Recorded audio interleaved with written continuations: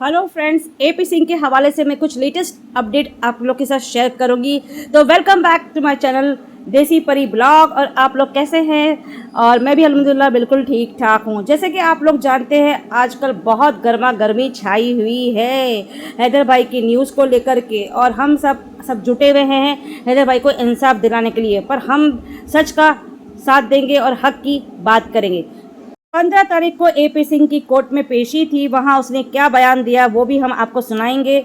और जैसे कि आप लोग जानते हैं, हर आए दिन सीमा की कोई ना कोई ऑडियो वायरल हो जाती है। उसी तरह एपी सिंह की एक ऑडियो वायरल हुई है जिसमें वो फरहान को लेकर के बहुत सी बातें साझा कर रहा है। जी हाँ, आपने सही सुना, फरहान को लेकर के उसने बहुत सी बातें बताई हैं। आप भी सुन के दंग हो जाओगे। चलिए सुनते हैं। अगर किसी को पता चला तो मुश्किल हो जाएगी। फरहान खान, जिसका धर्म मैंने बदलवाया था और जिसका नया नाम मैंने राज रखा था, पिछले 2 दिनों से, खासकर ईद से 1 दिन पहले, अपने पिता गुलाम हैदर की तस्वीर देखकर लगातार रो रहा है। उसका दिल गम से भरा हुआ है और वो अपने पिता की याद में बहुत बेचैन है। जहाँ तक हैदर के बच्चों की बात है तो वे पाकिस्तान जाना चाहते था, और जिसका नया नाम फरहान। तो फ्रेंड्स, आप लोग ने सुना, एपी सिंह यहाँ खुद कबूल कर रहा है अपने मुंह से कि इसी ने फरहान का नाम बदलकर राज रखा। तो आप मुझे बताइए, ये बेहुदा इंसान अभी कबूल कर रहा है, तो इससे ये कोई पूछिए कि अगर इसकी जो बेटी है 24 साल की, अगर उसका नाम कोई अगवा करके बदल देता है या कोई भी उसका बॉयफ्रेंड बदल देता है, ये तो फिर उनके पिछवाड़े में आग लगा देगा वकील जो ठहरा। तो किसी की बीवी को अपने घर में रख के उन पे अपना हक जताकर उनके बच्चों का धर्म परिवर्तन करके ये सब जो हरकतें कर रहा है, इसने अभी कबूल किया कि मैंने ही फरहान का नाम चेंज किया। तो ऐसी हरकतें करता है, हमेशा ये लात खाने की हरकतें करता है। आप लोग को याद होगा, इससे जब पूछा गया था कि इसकी बेटी किसी गैर मर्द से शादी कर लेगी या भागकर चली जाएगी तो आप क्या करोगे, तो इसने किस तरह का जवाब दिया था आप लोग को याद होगा। तो अपने बच्चों के लिए भी वो बेहुदा जबान निकालता है और दूसरों के बच्चों के लिए भी ऐसी हरकतें करता है। इस पर लानत है बड़ी। चलिए आगे सुनते हैं। और जिसका नया नाम मैंने राज रखा था, पिछले 2 दिनों से, खासकर ईद से 1 दिन पहले, अपने पिता गुलाम हैदर की तस्वीर देखकर लगातार रो रहा है। उसका दिल के बच्चों की बात है तो वे पाकिस्तान जाना चाहते हैं, लेकिन देखिए, ये खुद कबूल कर रहा है कि बच्चे अपने बाप के पास जाना चाहते हैं। दिन रात बच्चे अपने बाप को याद करते हैं और मैं ही उनको वहाँ जाने नहीं देता। तो ये खुद ही कह रहा है कि मैंने जबरन सीमा को और उसके बच्चों को रोक के रखा हूँ और मैं इनको यहाँ से जाने नहीं दूंगा। अभी आप लोग बताइए दोस्तों, क्या इससे बुरा कोई इंसान या वकील हो सकता है? सुप्रीम कोर्ट का, वो भी कि जो अपने अय्याशी के लिए, अपने पैसे के लिए, अपनी मोटी इनकम के लिए इन बच्चों को और बीवी को, जो सीमा भगोड़ी है, इन सबको अपने पति और बच्चों से दूर रखा है। इससे बुरा आदमी एक वकील मैंने आज तक जिंदगी में नहीं देखा। इस सुप्रीम कोर्ट का नाम खराब कर रहा है, काले कोर्ट में एक बड़ा शैतान है।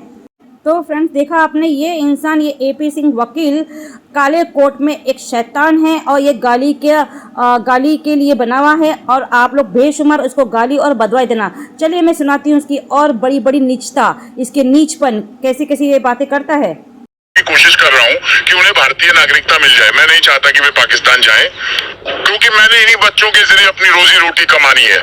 इसी वजह से मैं कई नेताओं से संपर्क में हूं, ताकि इन बच्चों के साथ साथ उनकी मां सीमा को भी भारत में रहने की अनुमति और नागरिकता मिल सके। ईद के मौके पर सीमा ने मुझे फोन किया कि तुम्हें हर हाल में कुर्बानी का मांस का इंतजाम करना है। मैंने कहा ठीक है, आपका जो आदेश होगा सर, आंखों पर। मांस तो मैं लेकर आया हूँ, लेकिन सीमा के ससुर नाराज हो गए थे।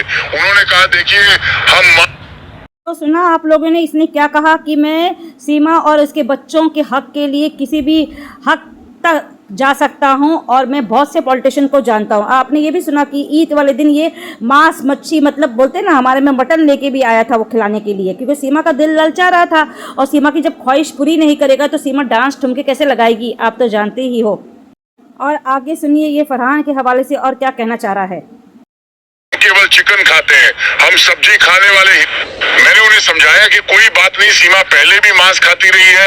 मैं आपको बता दूं कि सचिन मीणा, जो सीमा का गैरकानूनी पति है, वो भी बहुत मांस खाता है, खासकर बीफ। कल जो ईद का पहला दिन था, मैं वाह वाह वाह, गैर कानूनी पति। तो ये हैदर को गैर कानूनी पति बोल रहा था। इसने तो गैर कानूनी इसके इंडिया में बुलाने के बाद गैर कानूनी पति बना दिया, देवर बना दिया, सास बना दी, ससुर बना दिया, बच्चे बना दिए गैर कानूनी।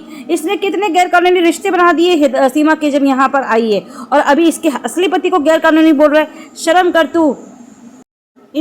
इसकी यही हरकतों से इसकी बहन, जो सगी बहन है, इसके साथ में रहती। इसकी माँ भी, जो अभी पता नहीं नकली माँ है कि असली माँ है मुझे पता नहीं, हमेशा अपनी माँ को उठा के लेके आता है सीमा के हर फंक्शन, हर इवेंट में। इसकी बीवी इससे दूर है, इसके बच्चे इससे दूर है। आज ये तन्हा महसूस करता है, इसलिए तो ये गंदगी हरकत करता है। ऐसी वैसी औरतों के पीछे पड़ना, उनको सपोर्ट करना, तो कौन परिवार इसके साथ रहेगा? एक बुढ़ी माँ को सिर्फ अपने साथ लेके फिरता है, बेशर्म को शर्म नहीं आती है, और गैर कानूनी चीज़ें दूसरों को बोलता है। खुद तो गैर कानूनी चीज़ें कर रहा है, दुनिया और अवाम सब देख रही है। क्या नहीं दिखता लोगों को कि क्या कर रहा है? गैर कानूनी चीजें सब यही कर रहा है। सुप्रीम कोर्ट का वकील होने के बावजूद भी काले कपड़े में एक कैसी गंदगी हरकत कर रहा है, काले काम कर रहा है। गया था, लेकिन वो मुझसे नाराज थी।